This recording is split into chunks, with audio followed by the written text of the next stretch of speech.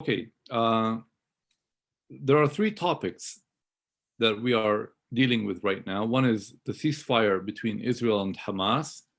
Will it hold? What will happen? We are now witnessing Egyptian efforts, to try to keep that ceasefire in place between Israel and Hamas.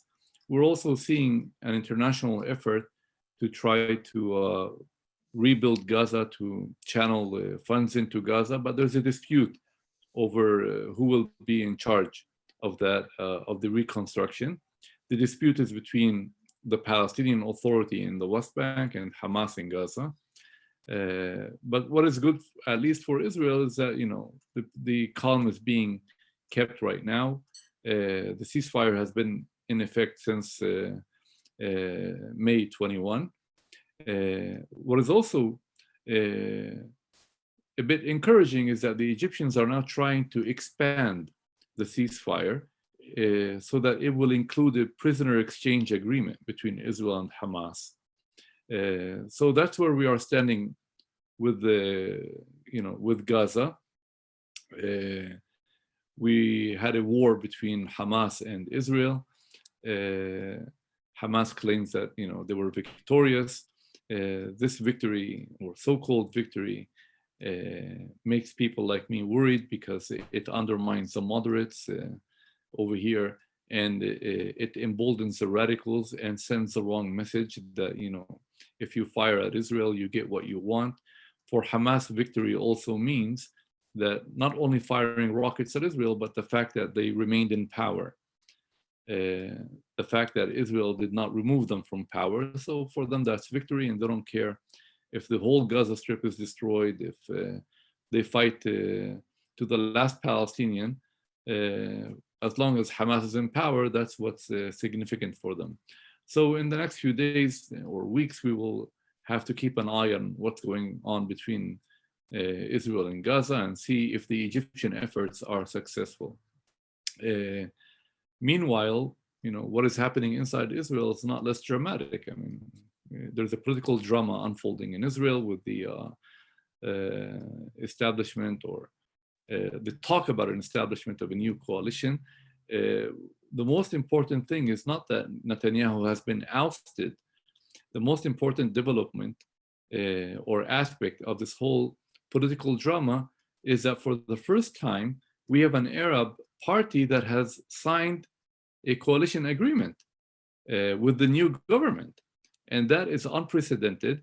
And that is encouraging in the sense that it sends the right message to both Jews and Arabs over here, that the Arabs can be incorporated, they can be part of the Israeli political system, that the Arabs are fighting for integration, not separation from Israel.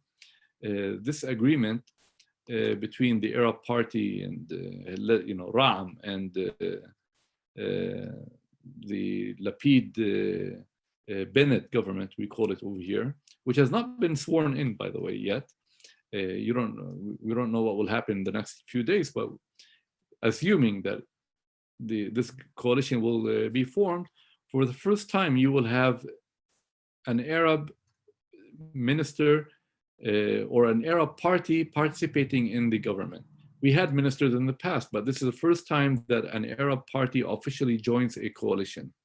And that is good news, as I said, for both Arabs and Jews. Why? Because it comes, first of all, in the aftermath of the tensions that we saw between Jews and Arabs inside Israel, which have, fortunately for us, almost vanished right now. There's almost no violence on the streets of mixed cities. We're seeing more enforcement of the law. We're seeing the Israeli police crack down not only on Arabs, but even on Jews who are involved in the violence. And the effort now should be to fix relations between Jews and Arabs inside Israel. That's much more important than relations between Israel and Hamas or Israel and the Palestinians. The Palestinians in the West Bank and Gaza want separation from Israel. The Arabs inside Israel want integration into Israel. And that's why it's very important for Israel to maintain a very good relationship with its Arab citizens. that will, benefit both Jews and Arabs inside Israel. Despite the violence that we saw and despite all the tensions, I remain optimistic about the future of relations between Jews and Arabs inside Israel. Why? Because the vast majority of Arabs, the Arab citizens of Israel, were not involved in the violence. Many of them even condemned it. Many of them were saying that this is backfiring, it's not good for us. That's number one. Number two, because I see many Arab Jewish groups and individuals even getting together to, talk about coexistence, to talk about the need for peace and working together.